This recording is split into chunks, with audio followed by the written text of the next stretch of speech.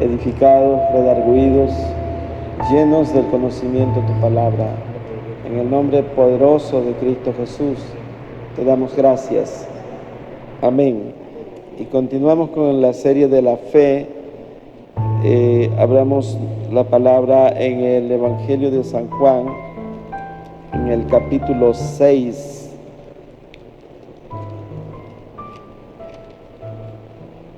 En el verso 29. Evangelio de Juan,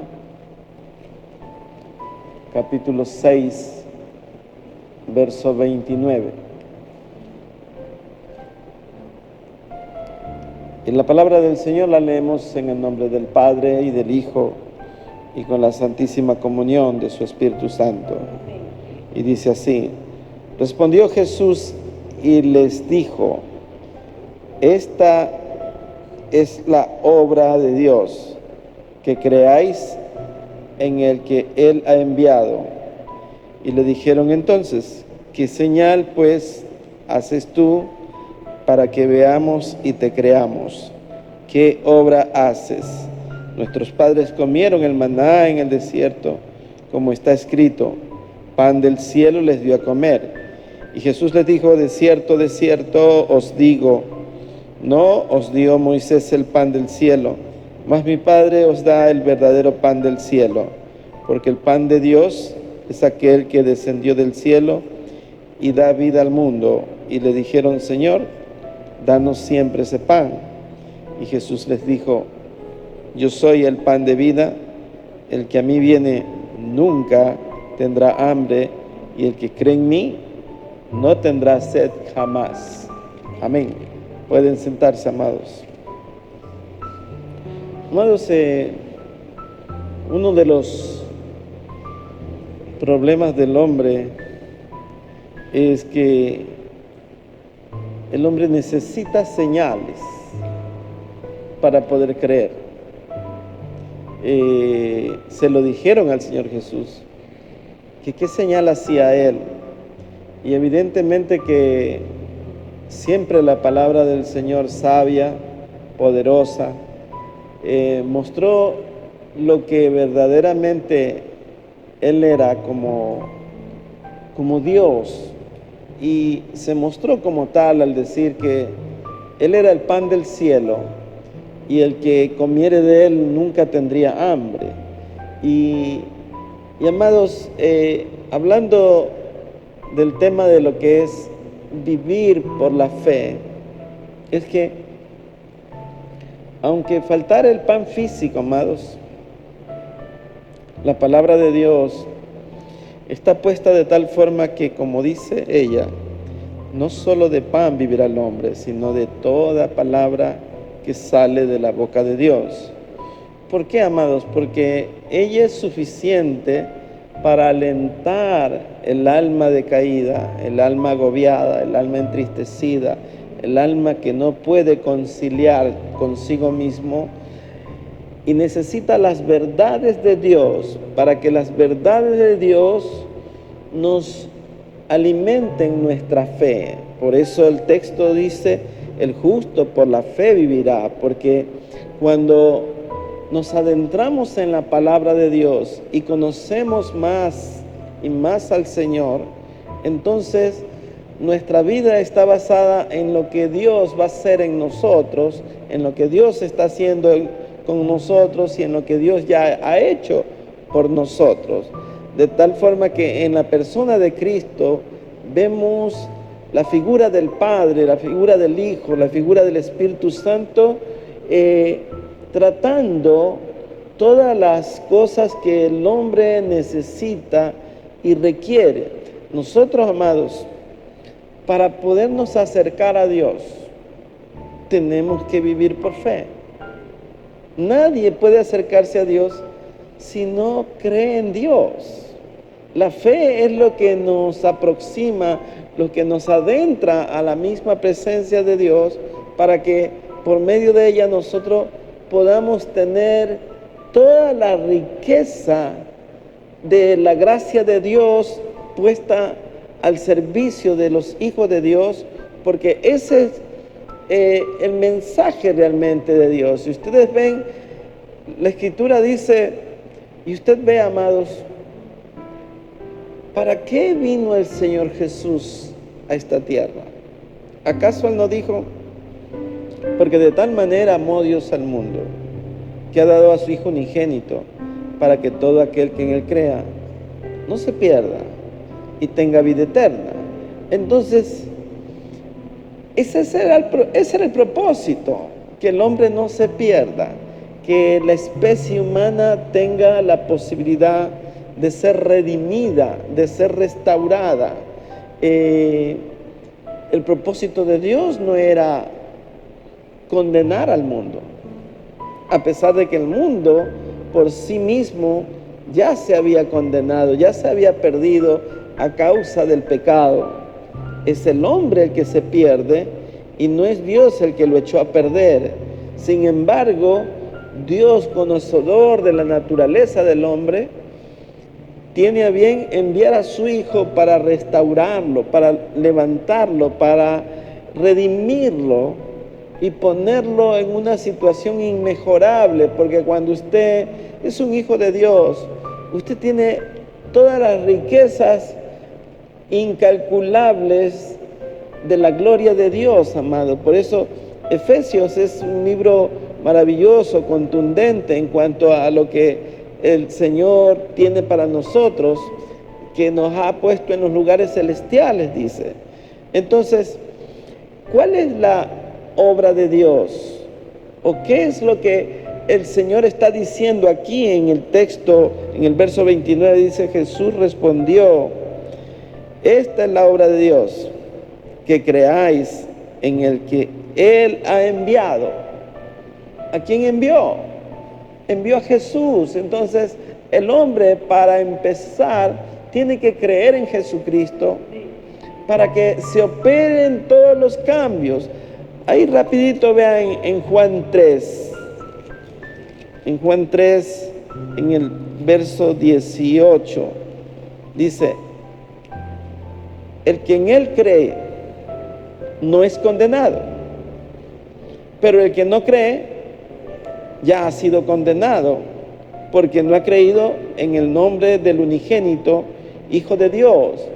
Usted vea, podríamos decir, es una falta gravísima que el hombre no crea en Cristo Jesús, porque si no tiene a Cristo Jesús, el hombre que está perdido por sí mismo, no tiene quien le salve, no tiene opciones, no hay redentor, no hay salvador, no hay quien le restaure, no hay quien lo levante, no hay quien lo saque de la tumba.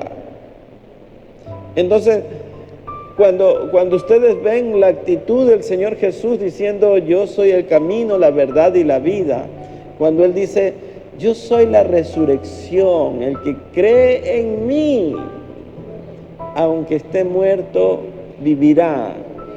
El que come este pan vivirá eternamente. Escuche bien estas palabras porque vamos a seguir y vayamos al libro de Segunda de Pedro, en el capítulo 1.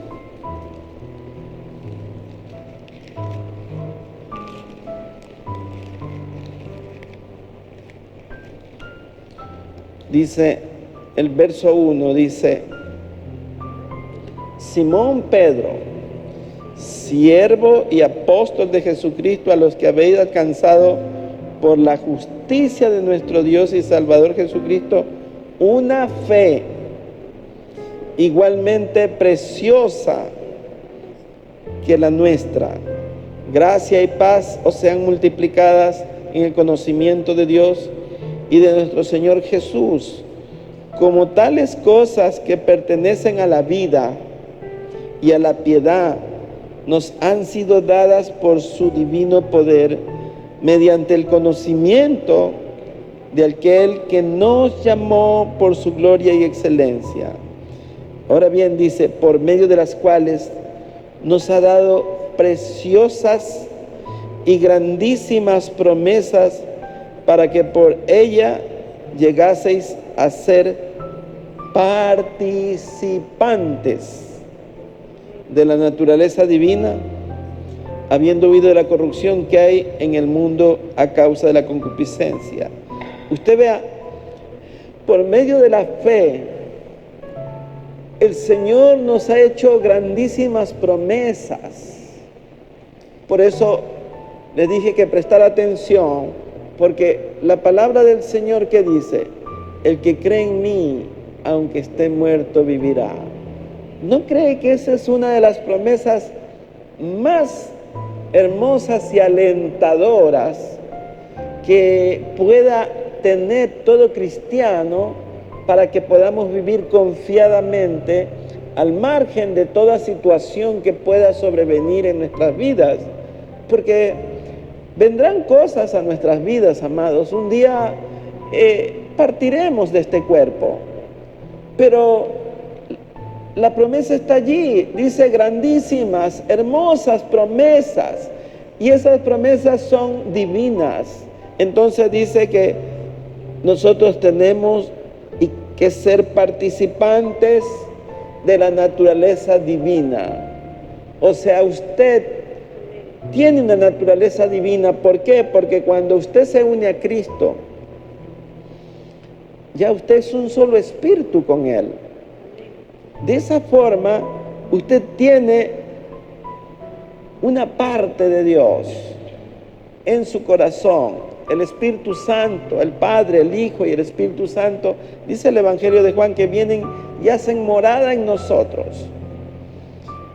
Y el mismo Espíritu que levantó a Cristo Jesús de la tumba, un día nos levantará. Entonces, cuando usted ve esto, usted es participante de una naturaleza especial. Entonces, ya el temor a morir se desvanece, aunque siempre queda esa sensación que puede llevarnos a dudar, porque el hombre en sí se aferra a la vida, porque cuando Dios hace al hombre, dice que Él puso eternidad en el corazón de él. Entonces nosotros queremos tener esa eternidad, pero la Biblia es clara y dice, nadie puede entrar así, porque no heredará carne ni sangre el reino de los cielos. Nuestros cuerpos tienen que ser transformados primero. El cuerpo tiene que ser humillado en la tierra. Y el alma que parte a la presencia de Dios, el alma que está desnuda, un día será vestida nuevamente con un cuerpo glorioso. Entonces, cuando entendemos esto, debemos tener y abrigar una confianza y una esperanza de que venga lo que venga, nosotros un día nos levantaremos, como dijo Job, porque mi Redentor vive, viviré mañana. Las enfermedades vendrán, los accidentes pueden venir, situaciones que inesperadas llegarán, amados, pero nosotros somos participantes ya de una naturaleza divina. Entonces debemos pensar en esas cosas. Debemos saber, amados, que todo lo que ocurre aquí en la tierra, dice el apóstol Pedro, que es para que seamos probados como el oro, aunque perecedero, tiene que ser pasado por el fuego. Tenemos que ser pasados, pero en medio de todo esto, nuestra fe es la que debe de prevalecer para que nosotros podamos, primero, agradar a Dios. Segundo, alimentar la fe de otros por medio de nuestra fe, permaneciendo firmes al llamado, firmes a la vocación de la fe, y que veamos que ya estamos participando de la naturaleza divina. Como un ejemplo, amados, cuando usted tiene un evento en el que sabe que se va a gozar, usted de antemano ya tiene ese gozo, porque ya está disfrutando antes de que llegue el momento. Lo mismo es en esto, porque el Señor dice que no habrá más llanto, no habrá más dolor, que toda lágrima será enjugada, que no habrá más muerte. Entonces, usted tiene ya las promesas del Señor. Tiene cosas que probablemente los incrédulos ni las conocen siquiera, porque para ellos no tienen validez estas palabras, porque no han creído en ella. Mucha gente, a pesar de que ha escuchado la palabra, no cree en ella. Entonces, ellos no tienen cómo participar de esto. Por eso el apóstol Pablo dice, gocémonos, alegrémonos. Y otra vez dice, gocémonos. ¿Por qué? Porque aunque nuestro cuerpo mengüe, aunque verdaderamente caigamos a tierra, de allí seremos levantados. Del polvo nuevamente el Señor hará, como dice la Escritura, y el mar devolverá a los muertos, chicos y grandes, y no habrá más muerte. O sea, amados, el Hades devolverá, las cosas cambiarán, cielos nuevos, tierra nueva. O sea, todo lo que tenemos nosotros como promesas de la palabra nos debe de hacer permanecer en júbilo, en contentamiento, porque participamos de una naturaleza divina. Y aún más, amados, usted vea, usted me dirá, pero el pastor solo está hablando de lo que es después. No, y para este tiempo usted no tiene promesas. Sí tiene, amados. El Señor dice, yo estoy contigo, pide lo que quieras. ¿Por qué, amados? Porque el Señor quiere que permanezcamos con gozo, que permanezcamos testificando las grandezas que Él ha hecho, amado. Por eso es que, a pesar de todas las circunstancias adversas que puedan venir, usted al fin del día sabe que su corazón se reposa en Dios, que su corazón está confiado en lo que Dios va a hacer.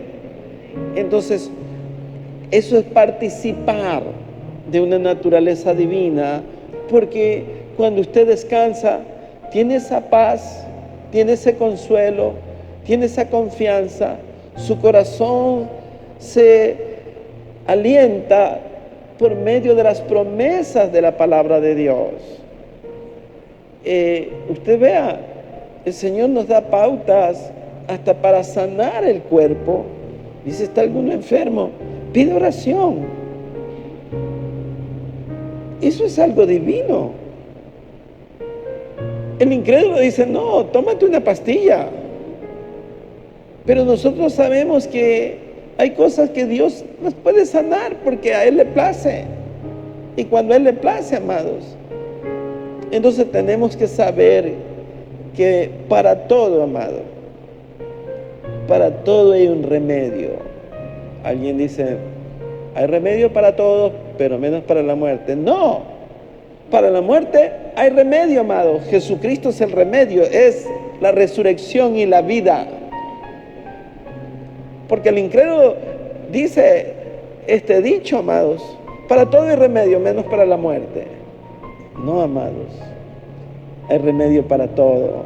Él mismo llevó todas las enfermedades en la cruz, dice el libro de Isaías. Él sanará la enfermedad de la muerte eterna.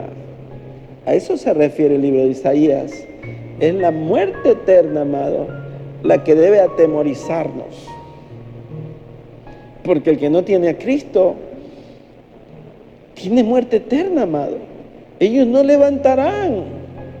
Cuando el Señor mismo venga con voz de ángel y al sonido de trompeta llamará. Eso es como la novia que está esperando el día de la boda y ella empieza a contarlos. Ya faltan un mes, falta 15 días, falta una semana y está esperando y está preparando su atuendo. Ella se está preparando para el día de la venida de su boda. Y la iglesia también. La iglesia debe de saber que estamos esperando, sea que estemos con vida o estemos bajo tierra, el Señor nos llamará. Y dice que se levantarán primero los que están ya en la sepultura. Luego los que habremos quedado, dice el apóstol Pablo, en un momento, en un abrir y cerrar de ojos, seremos arrebatados. Esa es la naturaleza divina que usted y yo ya tenemos por medio de Cristo. O sea, no tenemos cómo decir, oh, no hay esperanza. No, sí tenemos esperanza, tenemos una esperanza viva. Y todo eso es por medio de la fe. Porque usted tiene que creer esto. Dice aquí, amados, algo muy bonito. Dice, habiendo vosotros, dice el verso 5, vosotros también, poniendo toda diligencia, por esto mismo, dice, por esto mismo, añadida a vuestra fe, virtud. Vamos a hacer aquí un cóctel espiritual. O sea, la fe le va a poner virtud. ¿Qué es la virtud? Es la excelencia de una persona.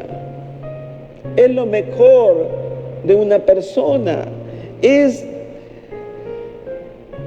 la mejor característica que tenga una persona. Ha visto que la gente dice, uy, no, él es así, asado. Pero, ¿cuál es su mejor característica? No, él hace esto y esto.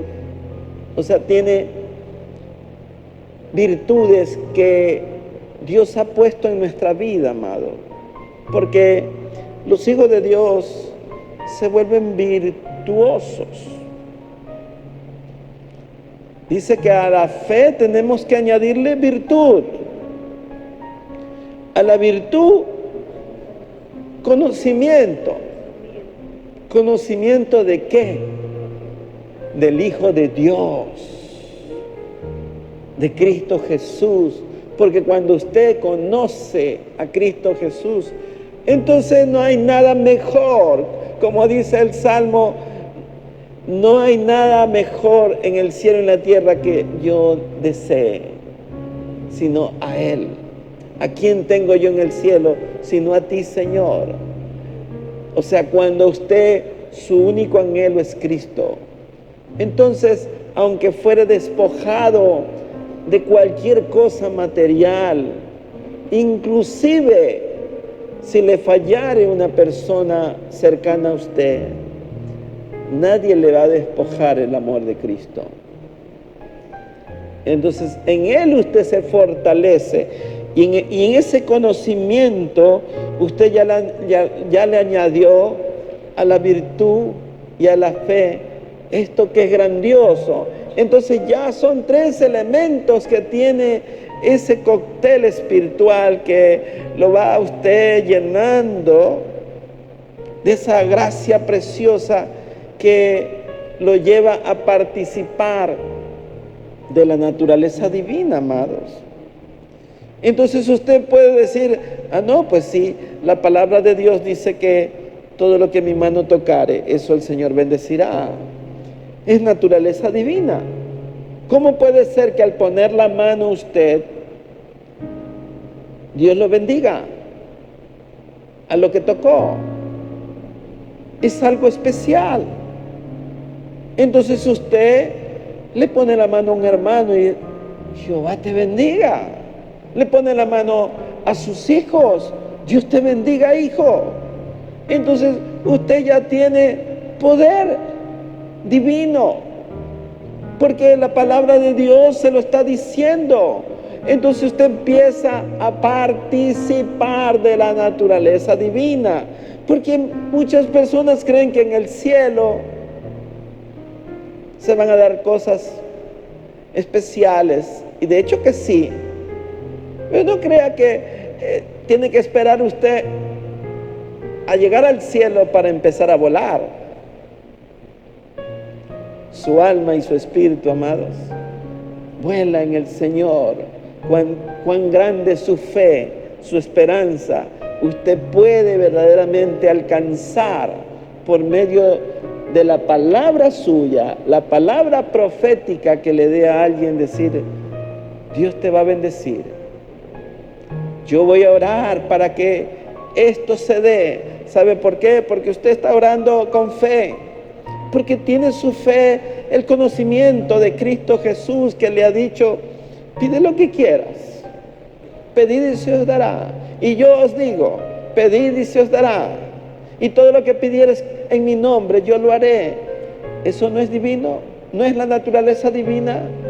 ¿No está basado en la fe? ¿No está basado en el conocimiento? ¿No está basado en la virtud? Miren lo que dice el siguiente texto. Dice: al conocimiento, dominio propio. Amados, el dominio propio, como él mismo lo dice, no necesita una definición especial. Es el control que usted tiene de sí mismo ante circunstancias extremas, problemas. Y usted dice: no, yo estoy confiado. Yo sé en quién he creído. Entonces, aunque, como dice el Salmo, no temeré de malas noticias. ¿Por qué, amados? Porque Dios está en control. Y por último, amados, si sucede alguna cosa, la Biblia dice: y todas las cosas ayudan a bien a los que aman al Señor, a los que son llamados, a los que son escogidos. Dios tiene cosas que van a ayudar para bien. Dios hará algo especial, amados, porque Él tiene poder para cambiar las cosas siempre a nuestro favor. Dice la Escritura: al dominio propio le añade usted la paciencia, y a la paciencia la piedad. Y usted vea, la paciencia, amados, es la resistencia que usted tiene ante las dificultades. Su carácter, que no explota, sino que aprendió a controlarlo, porque el dominio propio se añade a la paciencia, y eso le permite a usted frenar la lengua, no abrir la boca cuando no es conveniente abrirla. Hay momentos en que mejor se nos ve calladitos. Cuando está el problema allí que hace efervescencia, lo mejor es enmudecer, no decir nada, porque no vamos a decir nada que construya, sino que vamos a derribar.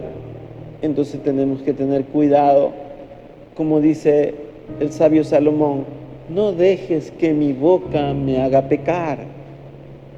Tenemos que actuar con dominio propio, amado. A veces el enemigo nos viene y nos desafía.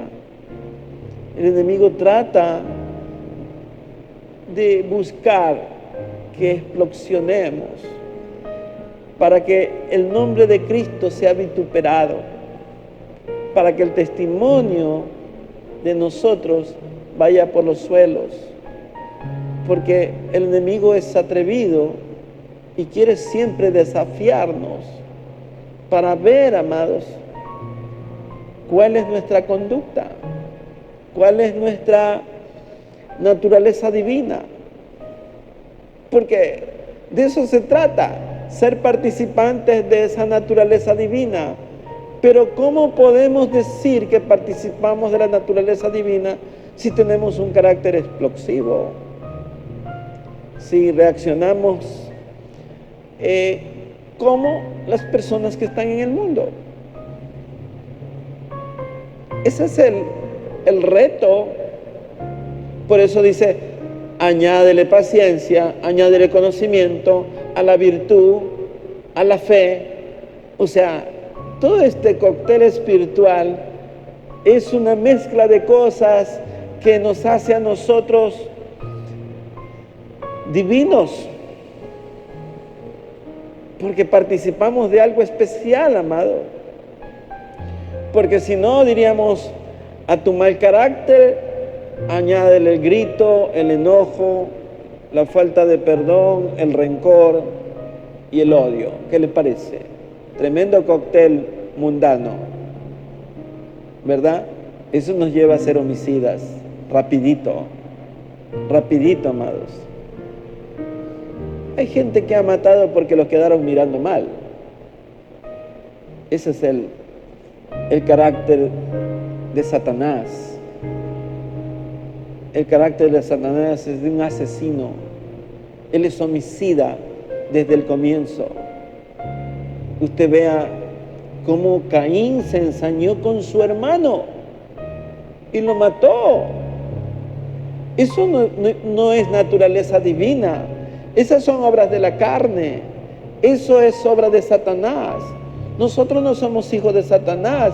Nosotros tenemos otra naturaleza. Los apóstoles le dijeron, Señor, si quieres hacemos llover fuego del cielo como hizo Elías, si no nos reciben. Y Jesús le dijo, ¿y de qué espíritu ustedes han salido? Porque el Hijo del Hombre no vino a perder las cosas, vino a salvar lo que se había perdido. Entonces, todo esto es parte de la naturaleza divina. En Jesús usted no ve que hiciera llover fuego. Nunca maldijo a una persona. No, Jesús siempre extendió la mano. Fue preguntado, ¿quieres limpiar? Me dijo, sí quiero. A eso él vino. Entonces, el apóstol Pedro recapitula todo esto y lo pone aquí para que nosotros podamos tener algo especial. Mire lo que dice aquí en el verso 8, el 7, dice, a la piedad, afecto fraternal, y al afecto fraternal, amor.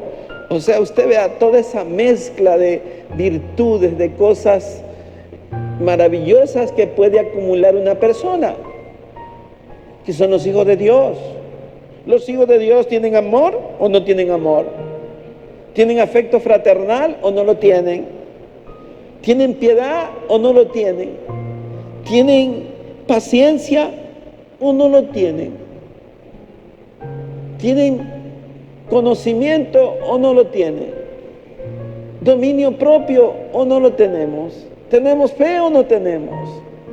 Usted vea toda una serie de cosas que están allí, amados, que amalgaman a un hombre nuevo, a una criatura distinta, a alguien que verdaderamente está lleno del conocimiento de Cristo. O sea, una serie de virtudes por donde le vea: el carácter, la paciencia, el conocimiento, la piedad, la virtud, el amor fraternal, el dominio propio. Es alguien que podemos decir, estos hermanos son extraterrestres. Y sí que lo somos, porque somos del cielo, no somos de la tierra. Somos extraterrestres. Pertenecemos a la patria celestial. Eso es una iglesia venturosa, una iglesia llena, cargada de frutos. La piedad, afecto fraternal, afecto y amor, dice el verso 8 dice, porque si estas cosas están en vosotros y abundan, no os dejarán estar ociosos ni sin fruto en cuanto al conocimiento de nuestro Señor Jesucristo. O sea, va a haber fruto, amado. Si eso está en nosotros, va a haber fruto por todos lados, amados. O sea, la iglesia será una iglesia superdotada. Y todo esto parte de la fe. La fe va engendrando una serie de cosas en el corazón nuestro. Cada día nos vamos llenando de más recursos. Ya usted está lleno de esto, amados, sin mencionarle que el Espíritu Santo le da una unción especial a usted. Porque aquí no está el Espíritu Santo, en lo que menciona el apóstol Pedro. Pero eso es algo especial que dice el apóstol Pablo, dice, y los hijos de Dios, estos son guiados por el Espíritu Santo. Los que tienen el Espíritu Santo, esos son hijos de Dios. El que no tiene no es hijo de Dios. Entonces, dice el verso 9, pero el que no tiene estas cosas, ¿qué dice? Tiene la vista muy corta, es ciego, habiendo olvidado la purificación de sus antiguos pecados. Por lo cual, hermanos, dice, tanto más procurad hacer firme vuestra vocación y elección, porque haciendo estas cosas no caeréis jamás. Amén. Aleluya. Es estremecedor todo esto, amados.